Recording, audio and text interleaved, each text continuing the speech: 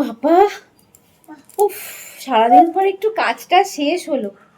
উফ, এত কাজ, শরীরে আর পারি না।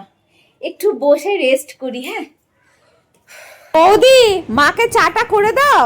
ঠিক আছে, যাচ্ছি। কেন রে, মায়ের চাটা তুই করে দিতে পারছিস না? সবসময় বৌদিকেই বলতে হবে? থাক না, আমি যাচ্ছি। না, তুমি বসো তো। সারাদিন তো বসেই থাকিস। যা না, মায়ের চাটা তুই করে দে, যা। মা, আমি একটু শপিং মলে যাচ্ছি, আপনার কিছু আনতে হবে? না বাপু, আমার কিছু লাগবে না। আর তুমি একা যাবে মানে? বাবুর যেদিন ছুটি থাকবে সেদিন ওর সাথে যাবে।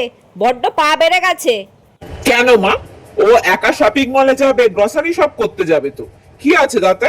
ও কি তোমার মতো কুয়োর ব্যাঙ নাকি যে স্বামী ছাড়া যেতে পারবে না? ও যাবে, আমাকে ছাড়াই যাবে। এই তুমি যাও। বলছি শোনো না, বাবার না খুব শরীর খারাপ, আমাকে একবার না ও বাড়িতে যেতেই হবে। হ্যাঁ যাও, এতে জিজ্ঞাসা করার কি আছে? না না, মানে মাকে তো জিজ্ঞাসা করতে হবে, মায়ের কাছ থেকে পারমিশন নিতে হবে। মা আবার কি বলবে তাই। কিসের পারমিশন? নিজের বাবাকে দেখতে যাবে, এতে আবার পারমিশনের কি আছে? তুমি যাও, আমি মাকে যা বলার বলে দেবো।